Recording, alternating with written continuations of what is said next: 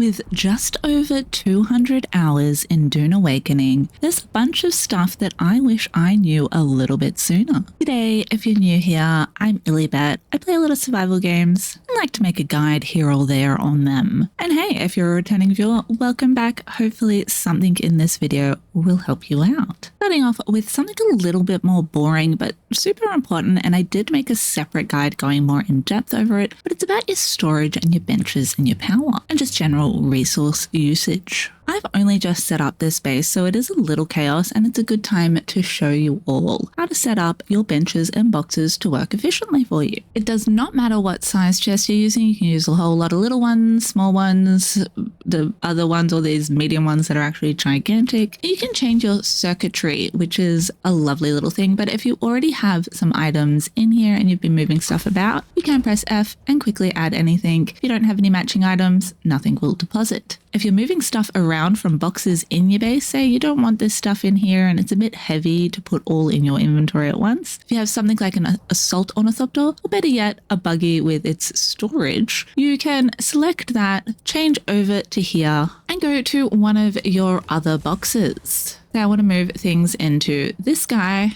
I can then select him and boom. And it's generally the same if you've just been out farming. You can select that and put it straight into the box that you desire. And just to quickly touch on the circuitry and the benches, if you don't want items being used from a bench, you want to change this to say 8. And the going out circuit, nothing will leave here. But the going in circuit, anything set up to circuit 1, the benches, will then pop stuff into this inventory. If you don't want that to happen, you can do this, but you want it to be used from this inventory. So a lot of the benches that I have these resources in that aren't made resources, I will have stuff that goes out but doesn't go in unless I'm pressing F or comes from a very certain bench. It really helps you keep track of your items when you've got a lot of stuff, and the more stuff you've got, I've still got to move a lot of things. This base is quite new, but you will find also as you're expanding that benches cost a lot. But in fact, you don't have to build everything at once. I'm not going to actually destroy these because it took a bunch of time and effort to place them. But if I was to destroy this bench, I would get back the exact same resources that I dropped. So I could then use those to say, build this guy or help out. I have a lot of spice melange because I do a lot of wheeling dealing at the trader market, but we will be talking about that a little bit later. Not only do they cost resources, but unfortunately they also cost a lot of power. That one costing 150 and this one costing 500 to have it going at one time. Depending on the different type of generators you have, you can place a whole lot of these ones or even the basic little metal ones and just have 50 of them and fill them full of regular batteries. That will work. You don't need higher grade generators to power higher grade benches. You just need more power. So if it's a space thing, you might actually want to build the spice generator or some of these other big guys up here. And they will only offer a certain amount of storage and a certain amount of power generated per. So depending again, if you need more power, you can go to this guy and with just very few, it'll add more power. So it does upgrade in that regard. But you'll also notice my available power draw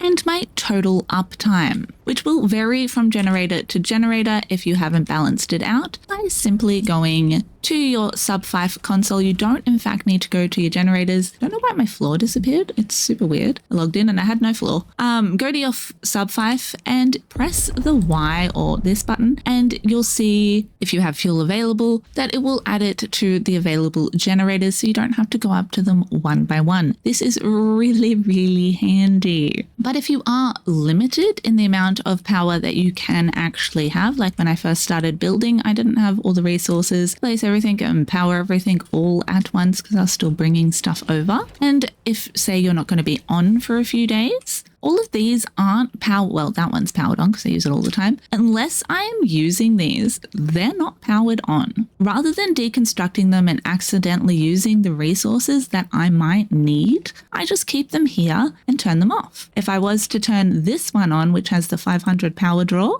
that going up there, and I go back to my sub 5, you'll see I have a lot less days on my circuit available. So if you aren't using stuff or you do plan to be away for a little while, just turn off benches you're not using and you'll go through a lot less fuel. Really wish I knew that one sooner. Like, I'm not dissolving any bodies right now. Death Still is off. A little note on water collection. Just like the generators, you don't have to have the fanciest ones for your water collection. I do have this big old guy here just because it stops me from falling off because I couldn't place the wall there because too close to the thing. But it also stores a lot of water, which is nice because my passive generator does passively generate while I'm not about. And you will need a butt ton of water, so a space is limited. Upgrading to the bigger sizes can be advisable, but they do cost a lot. And it's not really something you want to be dismantling all of the time. So I can advise just making these guys and putting down like 1,000 of them because they only cost copper ignits. Copper ignits do not cost water, and water is a very precious resource here in Arrakis. So the more water you can store without using any, place 5 of these and they will be one of these, and place 10 of them and they will be, place 20 of them and they will be one of these. And this is the size difference. So as you can see, you can fit a lot of these just on even a level that isn't fully a level. You can use a half wall and pop all of these in like a hidden little section and just have one that you add water to manually with your deletetrons. With that, you don't necessarily need this big old fancy guy. A couple of the little ones just passively generating water's not too bad. They do add up and they're not too expensive just to get the tier 1 version. They don't use a whole lot of power.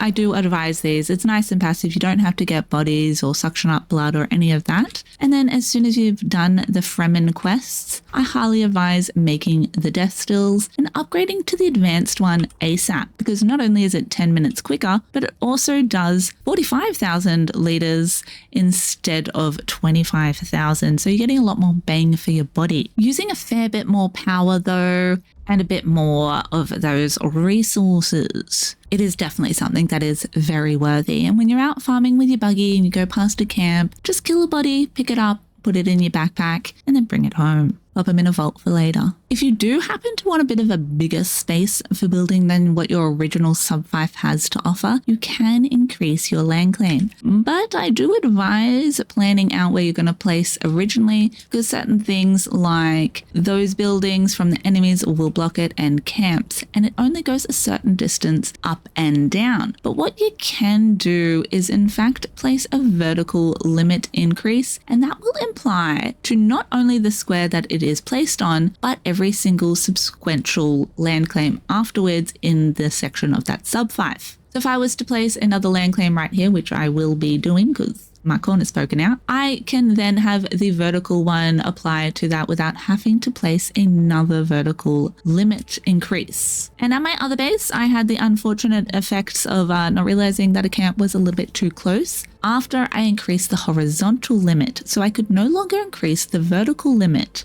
which really buggered us for getting our buggy in and out efficiently. Hence why we actually moved over here. So if you are planning on increasing your land claim with those land claim tokens made in just your regular survival fabricator, definitely place the vertical one first if you are planning on increasing your land claim, and then go and put the regular staking units. Heaven forbid you mess up your whole build, and the only way at the moment to backtrack is to destroy the whole thing and lose those Solaris that you have invested, which is a bit annoying. And also keep in mind, the wider your land claim, the more tax you will have to pay. And we'll go into where you pay tax and wheeling dealing in the trading market in just a little bit, because that's a tip for just a moment. But keep that in mind, you will need to pay about 3,000 per cycle for every square that you increase after the first cycle that you increase it. So if you build right at the beginning of the cycle and increase everything, it'll be seemingly a lot cheaper until the next cycle comes around, and then you're hit with a big old bill. So do keep that in mind. And to be getting the better resources to be building all of these better benches and doing all the stuff that I've been talking about, you do want to be upgrading your tools often, because the better the tool, the more you harvest. And sure, they'll cost some rare bits, but I invested some things at the market because I didn't have access to grinding those areas yet, and it enabled me to build up much quicker. So sometimes that can be worth the investment, but we'll talk about that a bit more when we talk about the traders. And I also have a separate video on going into where to get some of these fun, unique recipes, like the tile cutaway, which is going to get you a lot more jasminium and be a lot cheaper to craft than, say, the tier 6 cutaway here, which costs plutonium. And you will need an advanced survival fabricator to even craft him. So it's worth looking out for those uniques, and like this, I can craft all of these in just the regular guy, and they're a lot cheaper and do pretty much tier 6 equivalents. If you are just looking out for like what you might need for crafting tier 6 gear, they do have symbols on them. This is the plutonium symbol, this is the duraluminum symbol, and so forth. So tier 5 will have the duraluminum symbol, tier 6 will have the plutonium symbol, etc.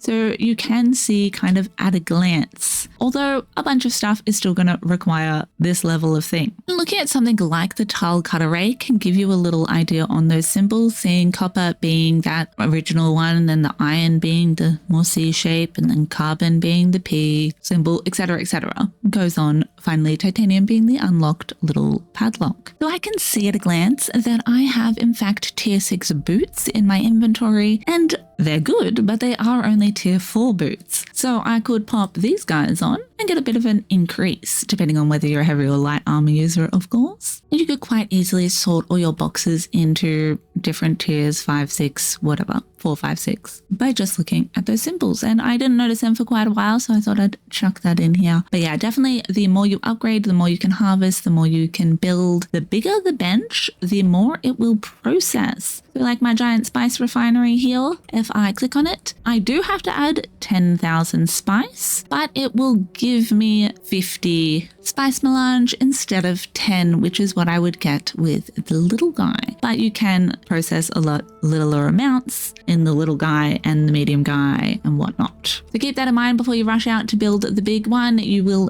actually need the resources to process them. If you're trying to process 1,000 at a time, maybe go for the medium, and it will only cost you 75 spice per melange, unless you have the ordinate in place. If your guild happen to win and you get that 25% reduction in resources, highly recommend crafting a bunch of stuff now that they fixed the bug, and take advantage of that. It really helps out. We had that at the beginning week that we were playing, and it really helped out. And something you might not know if you're a bit more of a PvEer, but building all of these things in the deep desert will in fact cost you half the required amounts. So this will cost you 160 plutonium ignits instead of 380, etc., etc.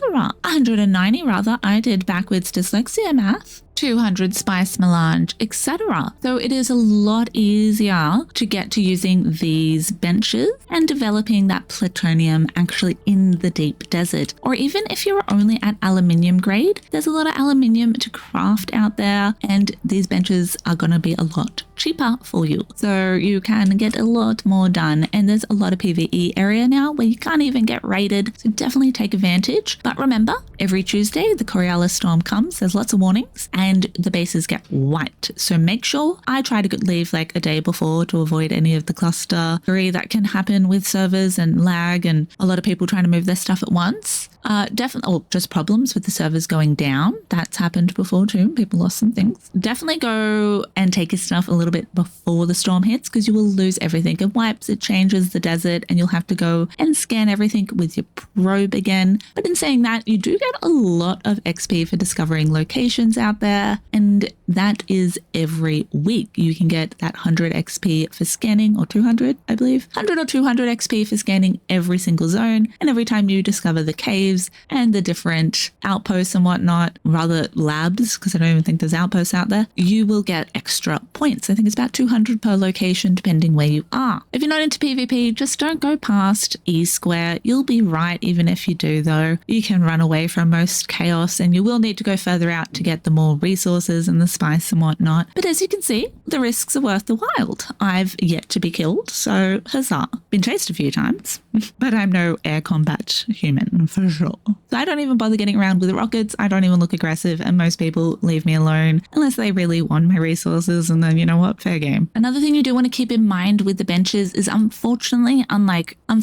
same with Conan Exiles, the bigger benches do not craft craft the lower tier stuff. So if I still wanted to make some sandbike tier 5 stuff, I'd in fact still have to build this bench here, which is why I have this, because I need some buggy bit 5s and 4s. Although if you do not mind having half durability on stuff, and to be fair, half the bits, it doesn't even matter and will get you through to being able to craft your own, go do the dungeons and the labs, these things, and even a bunch of these places, and the boxes in there will often drop bits and pieces for your buggies and ornithopters. I made my assault ornithopter, and then wherever he is over here, literally that day I got like 4 spare parts, which was a little bit annoying because we had a lot less stuff at the time, but now we have spare parts for another assault ornithopter because you can't put him in your pocket. But fun facts with things like buggies and even the ornithopters, there's not particularly any crash damage. So you can run into a lot of stuff and not receive any damage unless you're getting blown up by missiles, which can happen too. But in your buggy, you want to enter the rift and you can't find your way down in there, just drive off the cliff. It's a fun fall. You'll be right. And then drive your way out because all points lead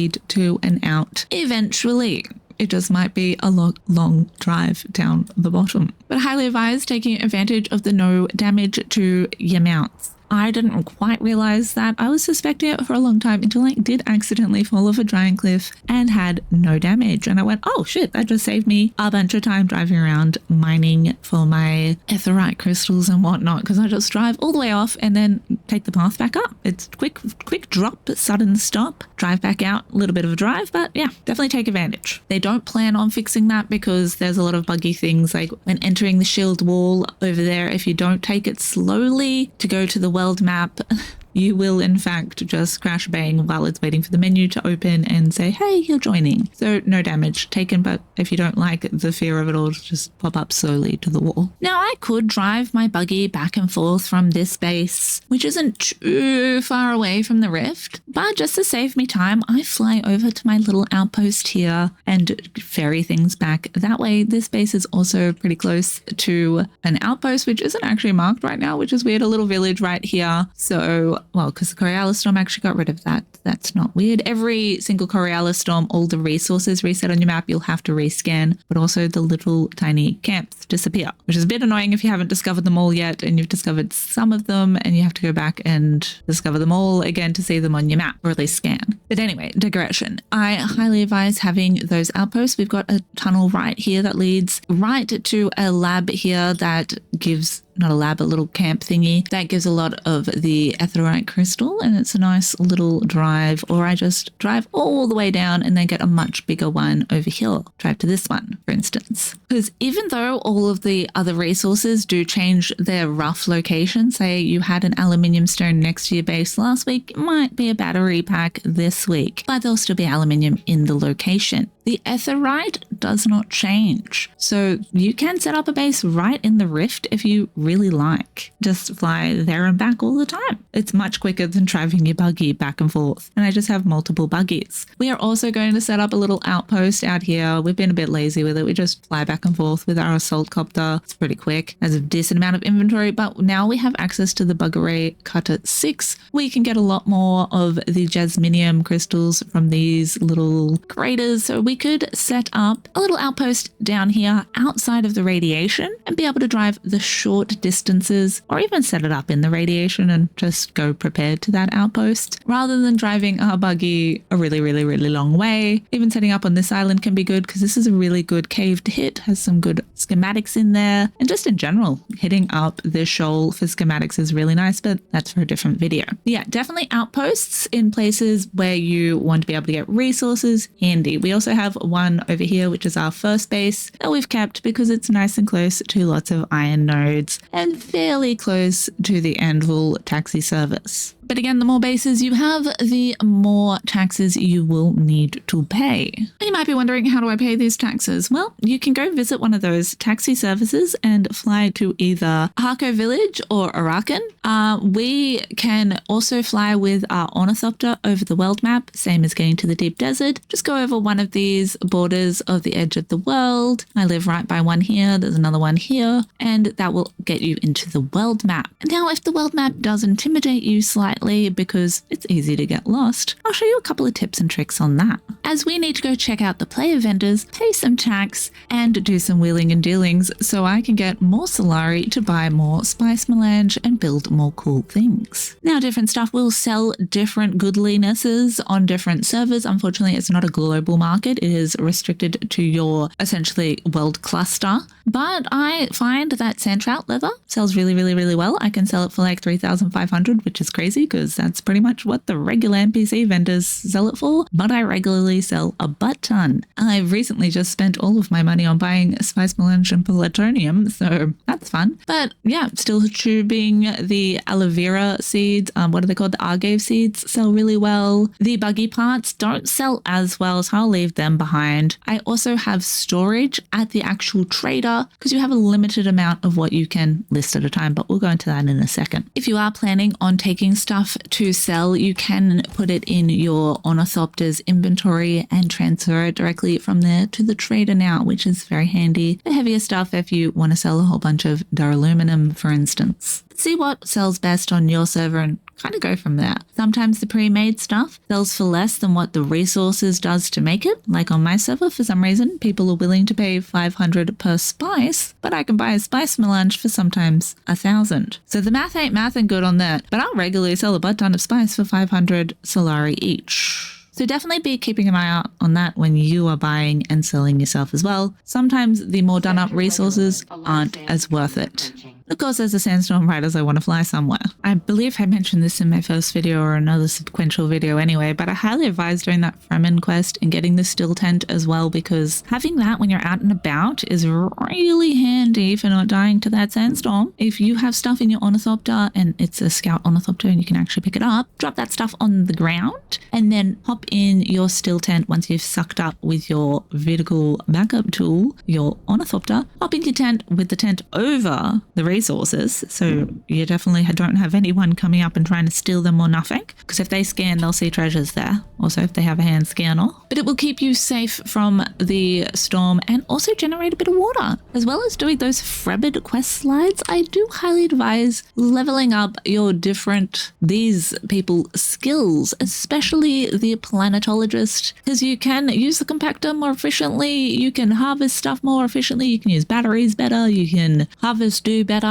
This guy is super fun, as well as less fuel consumption. You know, if you're using a sandcrawler, that one could be good. It could even be bugged and affect your regular person, because funcom games. You know, there was a long time in Conan Exiles where you could have tier 3 in survival and it was meant to harvest only double people meat, but it harvested double everything, to a point where they eventually changed the stat to just encompass that, because it did it anyway, even though it wasn't meant to. So you never know, it's always worth testing out, could be bugged. Even ones like the Trooper, really fun, because having that sugar wire claw, the little shooty wire grapple hook, is amazing for getting around. Paired with a good backpack, you can basically fly across the map. Getting a few little Bene Gesserit things like the Bindu Sprint, also highly advisable, makes you really worthy, and they have some nice passives. Always focus on passives that are effective to you, because you don't need to have them equip at the time. They will just work passively as they imply. So it's worth leveling up those ones. And if you've run out of points because you're not max level yet, you can actually respec, but you can only respec every 48 hours. Annoyingly, I respec'd right before I was going to go do the last, Mentat quest, and I can't unlock the Solido decoy. And so now, was it the last one? Second last one. And so now I can't actually do that until I gain another level to unlock that, unless I respec again, but I've just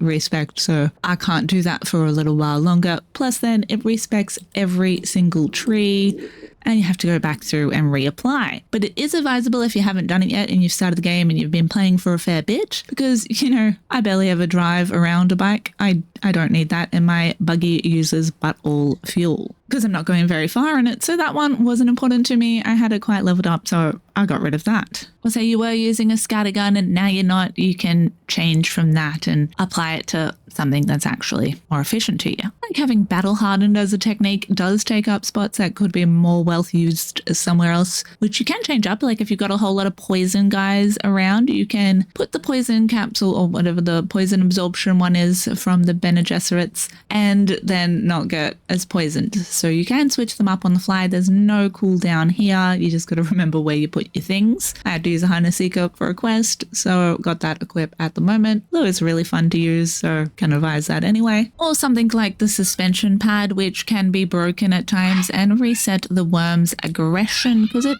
boops you far enough out of the area. Don't mind my crazy dogs playing in the background if you can hear that. But you're also going to get a lot of Solari and XP for achieving these, so worth doing that. And you can even get some cool different armors and skins, not from these ones particularly, but like maybe this one. Yeah, we get a unique armor skin here, or a unique piece of armor, whatever. You can get a lot of gear for free. Before I had the recipe to create this one, I got this gun originally. I've given my other one to my friend now and recrafted this one because I now can.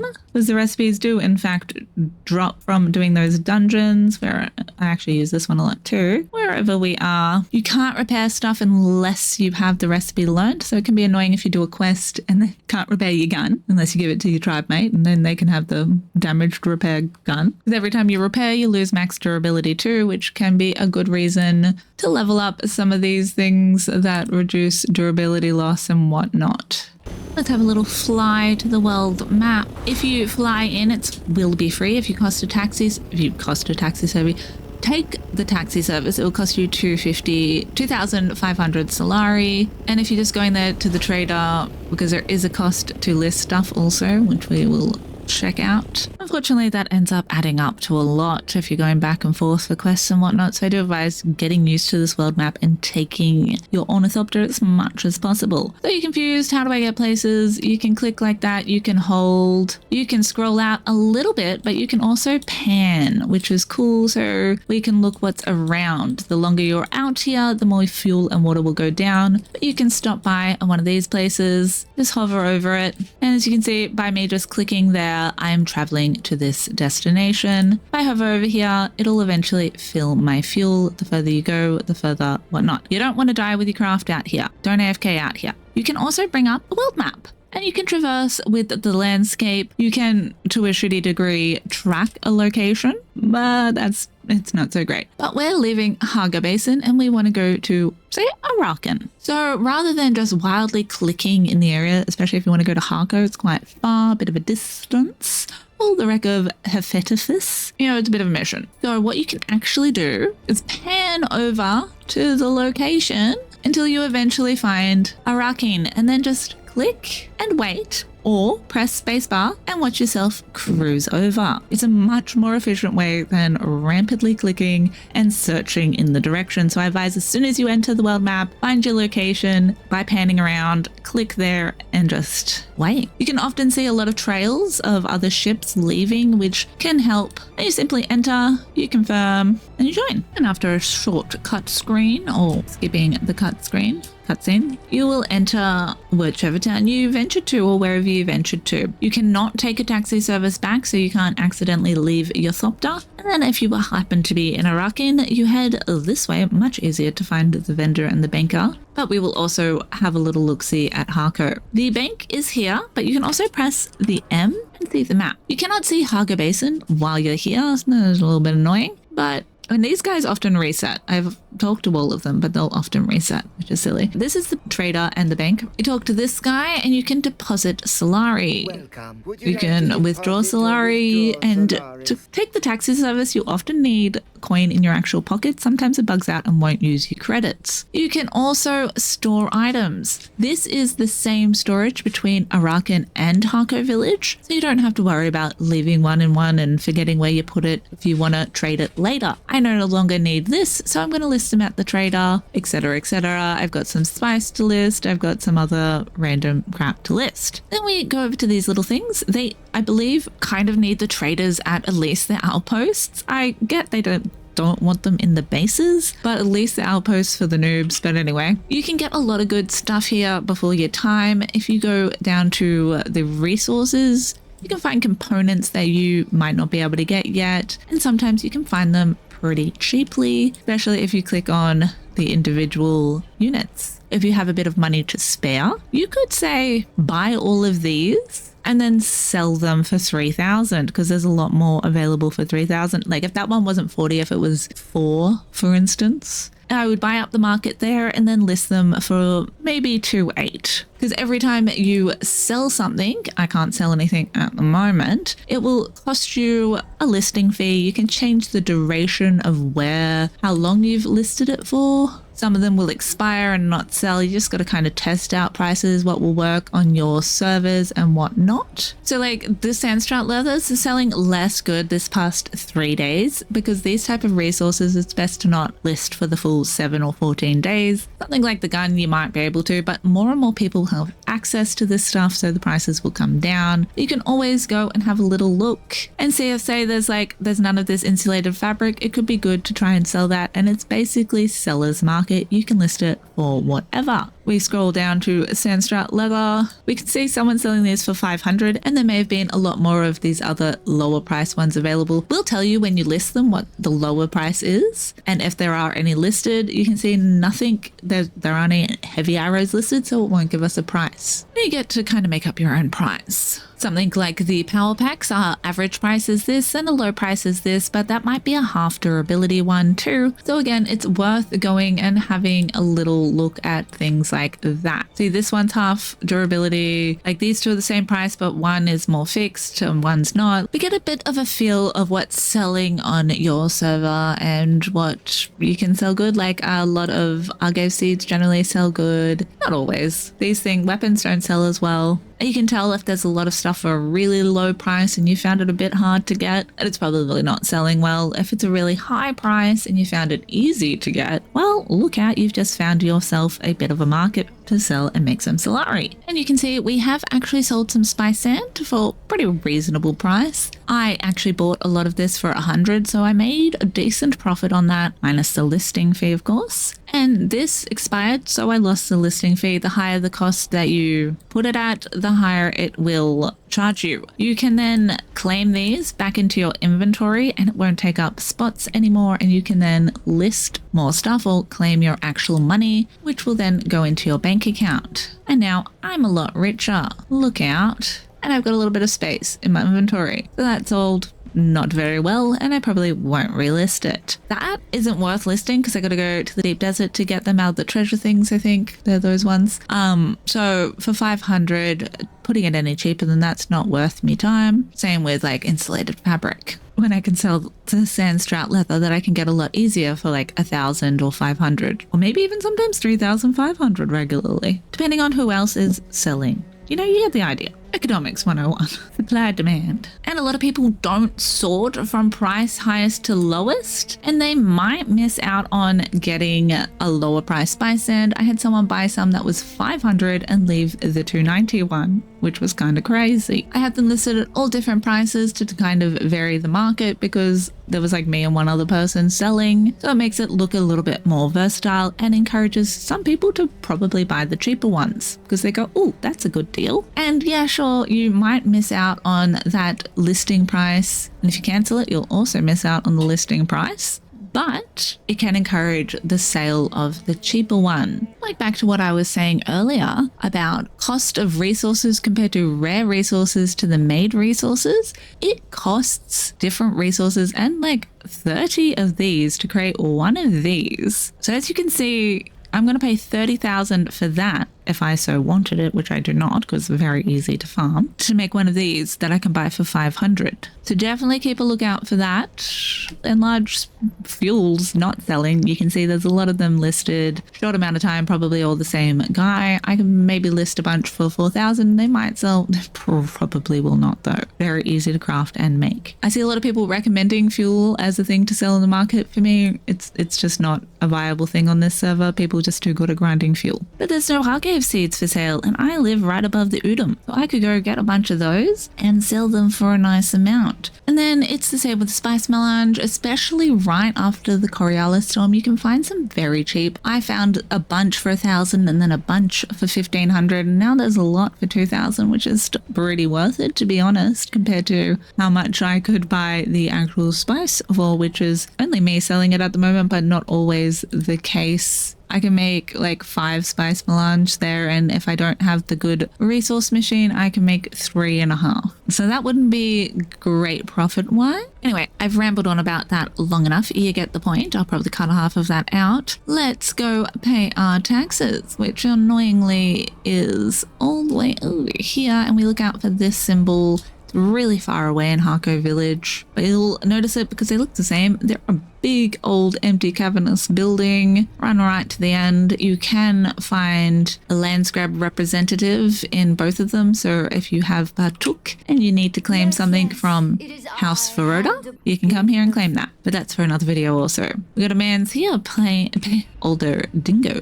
I am a mystic drop bear. Look at us go. Talk to this guy. You can get information about paying your taxes and what will happen if you don't, but eventually the Sardaukar will come and like destroy your shit, or in theory, I think it just like slowly decays. And you can see all your sub 5s with unpaid stuff here. I've already come recently pay, so I can just pay this one here by paying invoice or paying total or whatnot. Now I don't have to worry about that for 11 days, but when I come back in 11 days time, I'll have a huge bill for all of my different sub 5s. You can do it on either Harco or Arakan, doesn't matter, but you can go to either one. You don't have to be of that faction to venture there, and if your faction won, you can in fact visit their vendors over there and still gain access. If your faction didn't win, no one's going to give you access, or it doesn't even matter. If you found this information informative, smash that like button. If you disliked it, smash the dislike. If you're not already subscribed, consider hitting that subscribe button. It means a lot. I'm on my journey to 10k subscribers. I can't do it without y'all. Check out one of my other guides on Dune Awakening or one of the other survival games I play. And until next time, I hope you have an excellent day, evening, night, morning, whatever it may be, wherever you may be.